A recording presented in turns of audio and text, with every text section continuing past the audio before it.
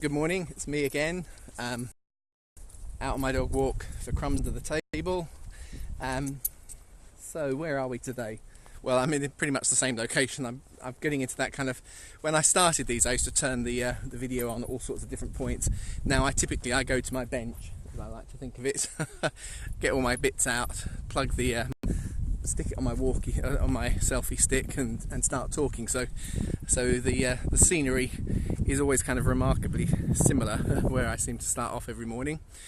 Let's just turn the camera around so we can stick with the format. There we go, there's Luna and here's Banjo. In fact, what I'm going to do is I'm going to turn it round again. We'll turn it round again in a second. Just giving you a bit of variety this morning. There you go. Anyway, so what were we thinking about? Well, I know what I was thinking about this morning. The thing that I haven't quite concluded is how I'm going to conclude. So I found myself some strange reason. Well, you'll see what I mean. It doesn't seem to make logical sense as I kind of describe to you where I'm going. Yeah, I'm just noticing I've got someone I often chat to for a period just about to approach, but I'm gonna seem rude and kind of head off in a different direction. So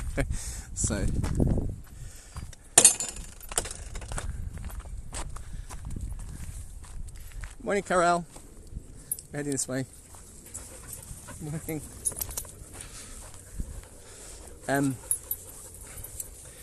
Now, yeah. That's right. So, if I kind of give you the thought process by which I want to talk about Hagar this morning, and I can't quite work out why, because I had a kind of chain of thought. I was just watching a bit of the news this morning, and if you're watching this live, you'll know today's the day, and the MPs all go back, and it's all anticipated to be a day of great high drama. And even on the early interviews, there's a lot of angst going around. And I remember watching it, and I remember watching it. I was watching it. I'm absolutely bemused, I have to say. Well, I shouldn't be. No, I'm not really. I'm not bemused. It shouldn't be a surprise, I guess. Realizing in many ways just how hugely divided, and not just divided, but angrily divided the nation has become. So, without wanting to sound partisan, watching the lady who'd like to be our next what's the legal role, general. It shows how politically wide I am. I can't think of what it is. On the Labour side. Kind of almost shrieking, and I say it because I no doubt this will turn into a YouTube clip, so I'm not trying to kind of make a point that's unfair, but kind of almost about how we now kind of almost have a fascist dictator. She didn't use that word, so I'm kind of trying to remember what she said, but then she used the phrase who march young women at gunpoint out of number 10 Downing Street, at which the interviewer, BBC interviewer Dan, you can hear him saying, "What, gunpoint?" And it kind of went on for a couple of minutes before they drew back, just to clarify, of course, that didn't ever happen. What actually happened, of course, was that when they fired that aid that they suspected of leaking, whether it's true or not, I don't know, but the point I'm making here is she was escorted, just as happens in every business. When someone gets fired, they're escorted by security, and it just so happens, of course, that security at number 10, they're armed police. So that has now been turned, if you like, and I use it as an illustration. I'm not trying to make one side or another. I'm just kind of saying this is the ridiculous point that dialogue has got to, where an incident that was in many ways a small kind of thing in the whole process, someone who's suspected of leaking, whether they did or didn't, we don't know, and who's been fired, and maybe that was a bit harsh, and they're escorted from the premises. But it becomes an accusation of kind of being a dictator who escorts young women at gunpoint from number 10. So that was the kind of context, and I kind of walk out. I remember saying, in our house, we kind of divided on the issue. We have different views and different opinions around the room, and we all talk and we laugh at things together. particularly myself. Well, it's only really myself and my wife now.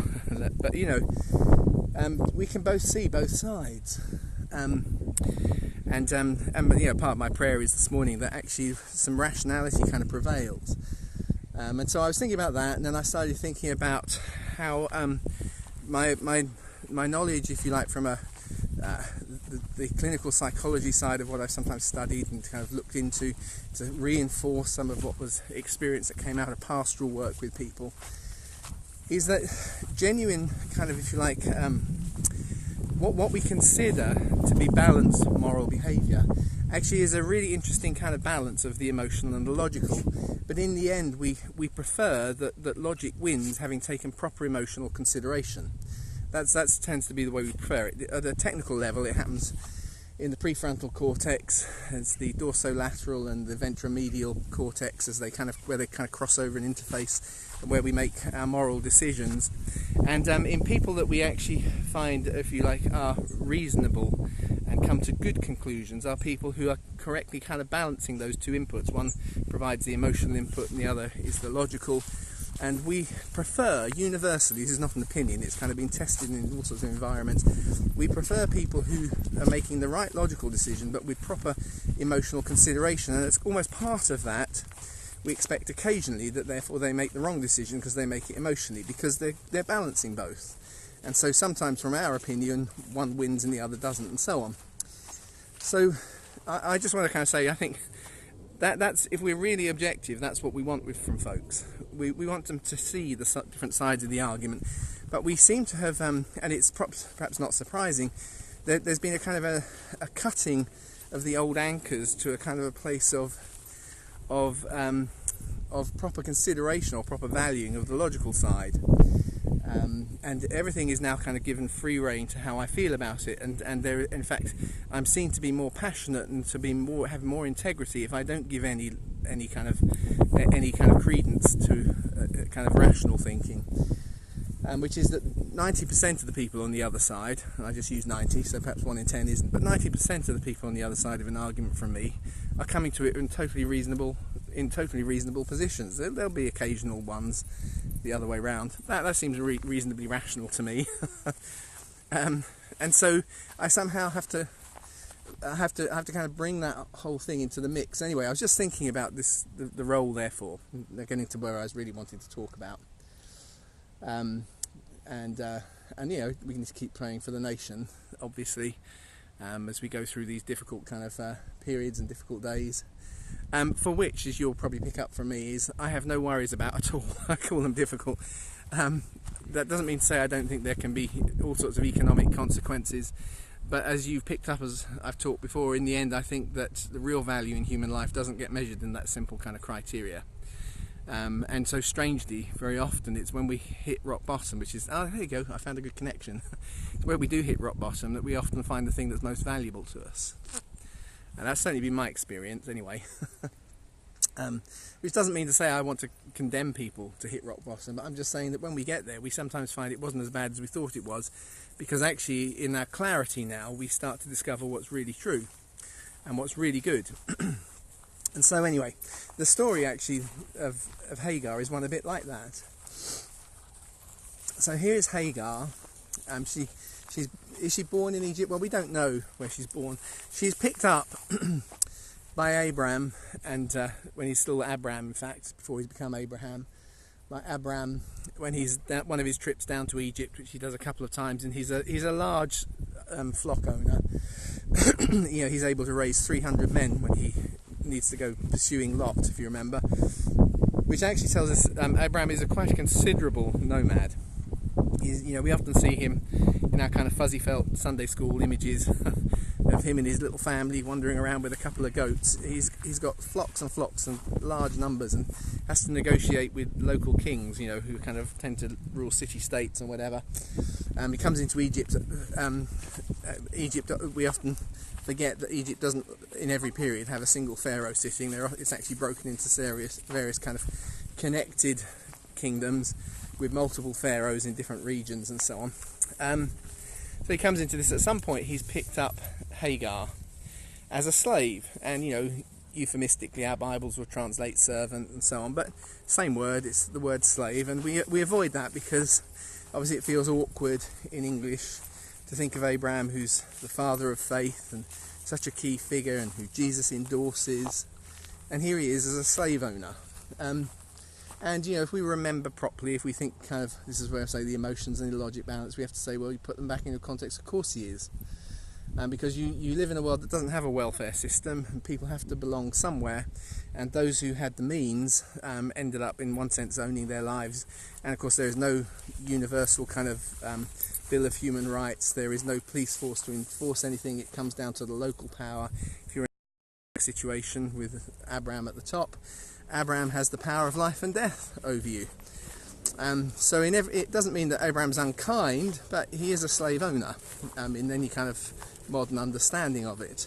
And there's an important thing in there just to kind of recognise, because there's something very true, and in the kind of current logic of things, one of the things strangely you find is kind of a harsher and harsher legalistic approach, which legal sounds logical, you know, LEG for legal, LOG for logical. It kind of sounds like they're the same, legal and logical, but increasingly as things get more emotive, people kind of shout things about legality, and you will regularly hear, and I hear it in churches an awful lot too, which is that if you like, cooperation with something evil is to condone something evil. And that sounds very logical. Cooperation with evil is to condone it. And you know, we wouldn't, you know, the Nuremberg trials, they kind of found people guilty because they did things that they were ordered to do by regimes and so on. So we take that very kind of simplistic position, but I have to say, grace wouldn't happen if that was the truth. You know, if God actually took that approach with us, that to cooperate with us while we were still sinners, then he would be condoning sin, then he would never have acted. And so straight away we have to kind of put a caveat to that, which is, okay, that's not 100% true. It might have a general kind of rule of thumb. It can be a useful way not to get in, don't get involved with certain types of people, because you're condoning what they do and you're benefiting, it will go badly for you, etc. But actually, to make the hard logical connection that to cooperate with is to condone it, is not only wrong, it actually basically drives us to a point where in the end everything is going to fall apart. Which is why God doesn't do it, because at the heart of it, so I'll get on to Hagar's story in a bit, because it's a tragic story and yet it's a fantastic story. It is probably one of my favourite stories in Genesis, and so it's both kind of this tragic and yet gloriously beautiful. So God is cooperating with Abraham, but Abraham's life is not brilliant. It's kind of ironic that he's called Abraham, which is great father or raised by the father. It could be either way around, but you know, we often think of it as the great father, because he's not a great father.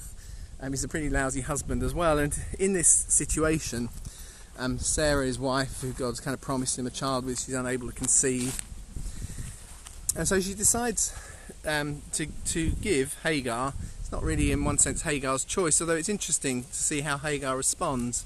She decides to give him to Abraham to raise as a surrogate mother a child on her behalf. So she will own the child, but she wants Hagar to get pregnant.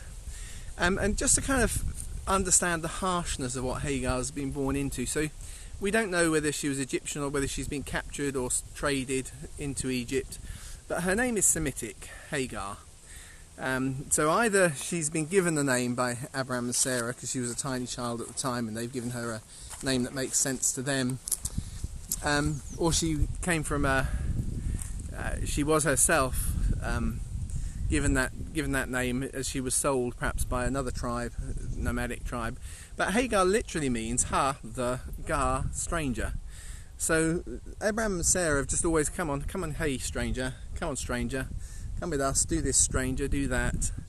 So she really is someone who has absolutely kind of no home. She has no place. She's found a convenient location But actually, as it turns out, Sarah is quite harsh. The Bible is very candid about the failings of its heroes. And it doesn't say that Hagar felt that Sarah treated her harshly. It says Sarah did treat her harshly.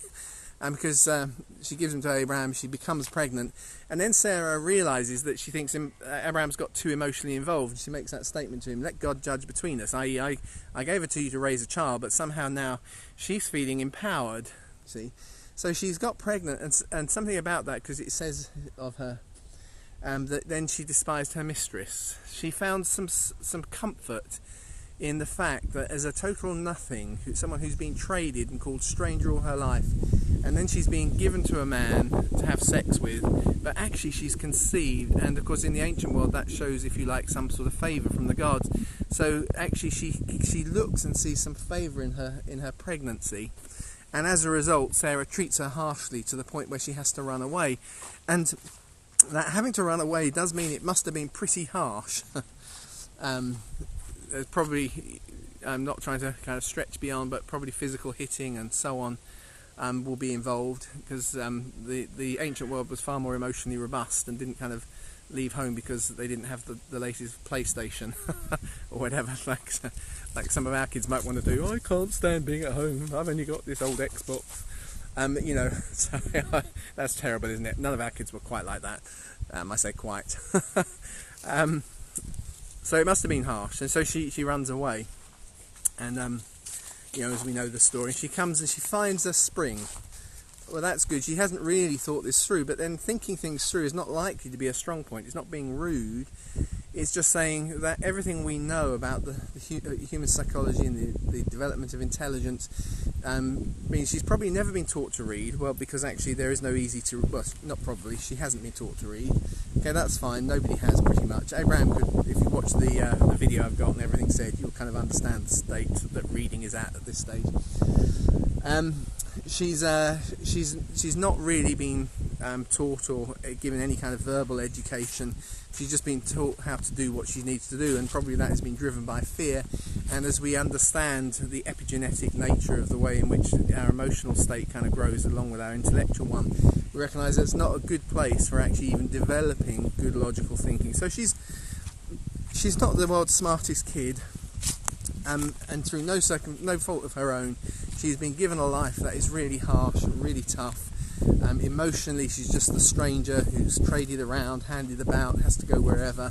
She's run away, and great enjoyment of the freedom, and probably feels great excitement as she first finds a spring, and then starts to think, but so what do I eat?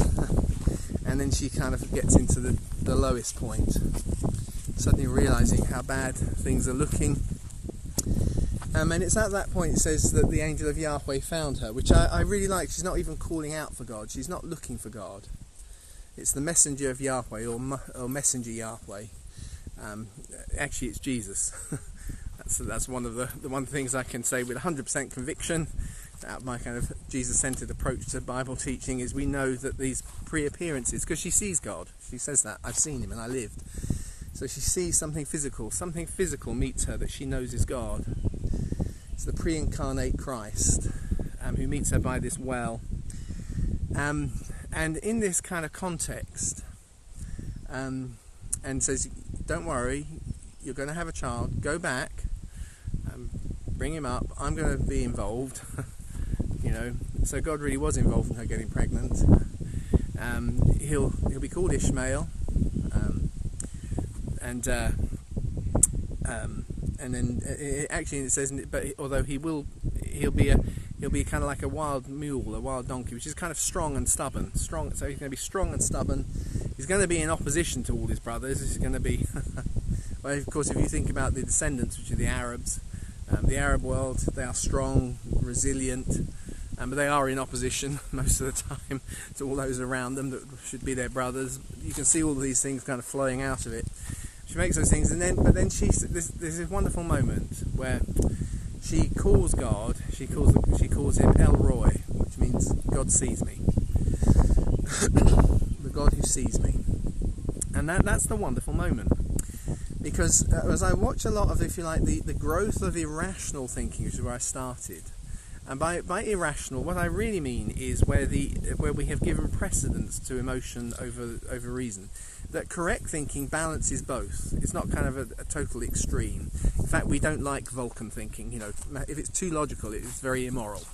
And that's part of the truth. It's part of the story in kind of iRobot as well. That actually we don't like moral decision making to be too extremely logical.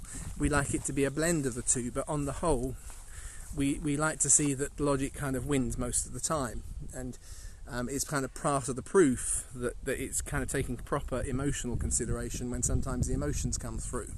So we all have those areas where we know we're not being logical, it's a bit more emotional, and that's okay, that's part of our humanity. And so we like that kind of thing. And in this kind of context, we have someone who has gone through an experience, which is partly why I was thinking about it, because I was thinking about actually how that verse which I actually raised the other day says the earth doesn't really cope when a slave becomes a king, because you've got ultimate kind of arbitration, and the trouble is the emotions win too often. And part of the reason, again, I'm actually thinking back about things I've been saying over the last few months. I did a talk called, which I think I called, based on that verse that says, about when I can't remember a land's got too many kings. It's too many kings to rule.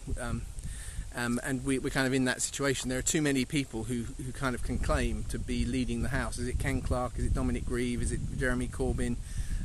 Who is it who commands the majority? And that's a kind of a bad place. It's right, the people become ungovernable, and they end up with so many people then leading them because no one can actually kind of hold them together. So we live in an age, if you like, where a kind of emotional, an extreme emotionalism so dominates decision making, and in many. But here's the solution.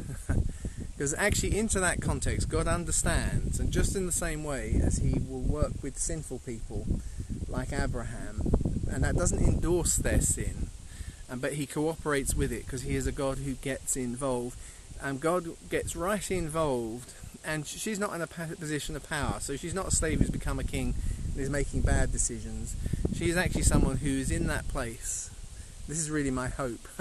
Because actually we are a nation full of folks who have kind of been brought up with a spiritual poverty that is actually meaning that actually people become more and more desperate. And so, if you like, the balance of how we make good decisions and good processes is kind of skewing itself towards what in the end becomes very destructive, because it becomes a very self-centered emotional context where the self-centered emotions are themselves all over the place because of the context we've been brought up in, which is so disconnected from purpose and love, that is not a good arbitrator, I'll put it that way. But into that context, God meets someone who is right in that kind of situation. She's someone just like that, and in that context, and she sees him and he sees her, and so she calls him God who sees me. And that's the experience of believer after believer after believer, and very often it's the experience we have when we really hit rock bottom, when we're really in that emotionally tight place, that place where it just feels that everything has gone against us, that actually somehow or other we find a spring, we're sitting by it because it's the only thing we've got. It's not enough to live on, but at least it's a spring. God finds us there, and we know that we have seen God and he has seen me.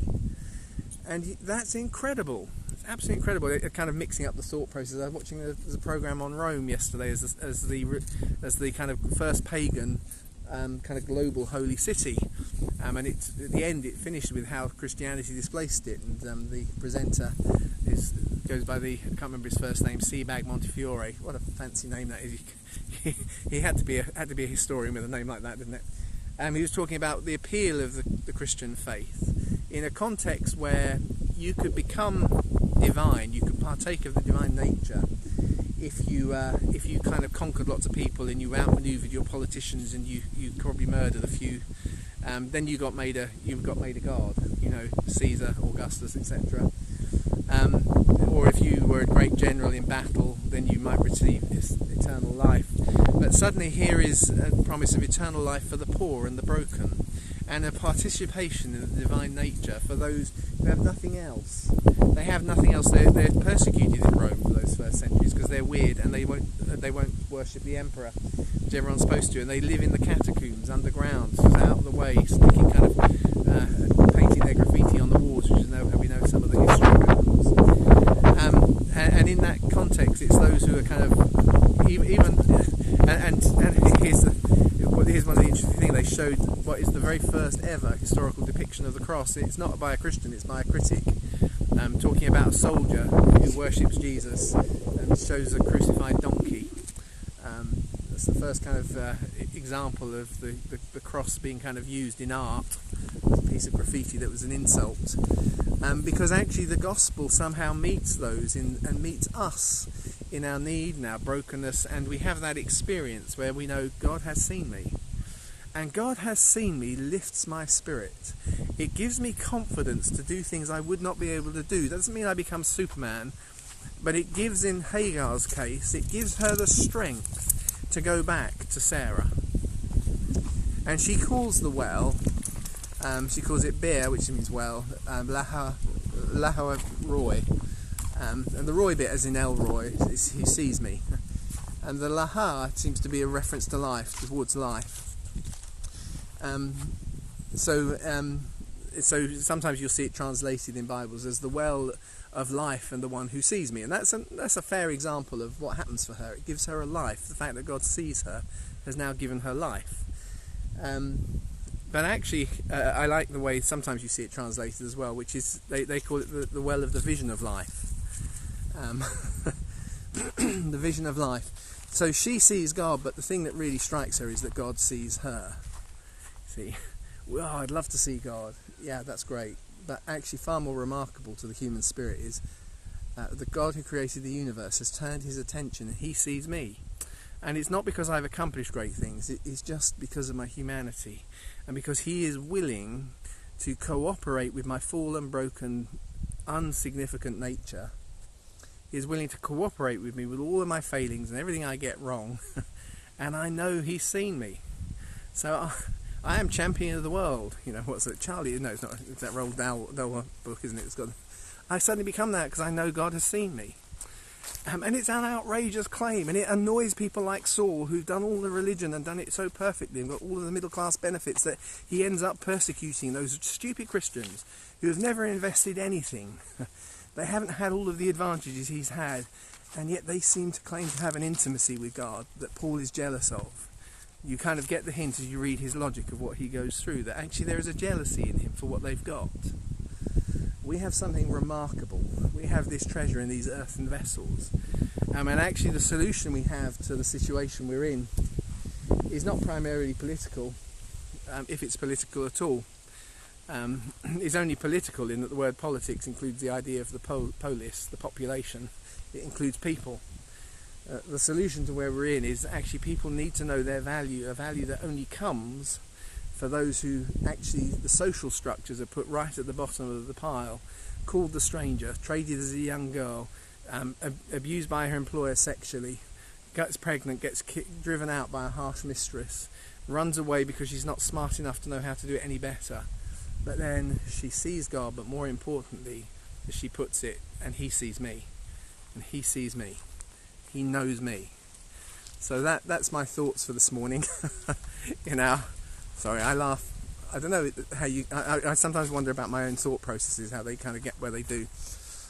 But as I say, as I was watching this morning, I was just thinking, we so need. Was that the Bonnie Tyler song, "Total Eclipse of the Heart"? It's not so much an eclipse of the heart. We actually need a hug for the. No, I hate that kind of twee sort of gooiness, because that's not what love really is. It's not kind of a gooey thing. It is a powerful thing. We need a powerful injection of the fact that God sees us and knows us and understands us, and not because we are religiously good people, because actually that would undermine the very basis of the power of what he sees in us. Just as man was made for the Sabbath and not Sabbath for man, law and legalism has got it the wrong way up. So that's how come God is able to undermine, if you like, to cooperate with corrupt people without endorsing corruption, is because the value in people is so much more important than the integrity of the law. and I'm sorry if that offends anyone. But the value in people is more important than the integrity of the law. It's not that the law is unimportant, but the value in people makes, even when their brokenness and even in their corruptionness, worthwhile to God to get involved. Even if he can get accused of saying, but you're endorsing bad people. And Abraham is no saint. But then neither am I. And probably you aren't too, but I won't judge you. So I'll say goodbye this morning. Hopefully it's been useful. Hopefully I'm not kind of not set myself up to wind people. I'm not trying to set myself up to wind people up, but you know how it goes. So I'll say goodbye. I've lost the dogs, so I can't show you a final shot of them. They got bored waiting for me as I keep on stopping. So until tomorrow, I'll say goodbye, and have a good one, and rest in Jesus. It's an incredible privilege we have, and take that time, those moments, just to engage with his presence. In Jesus' name, amen.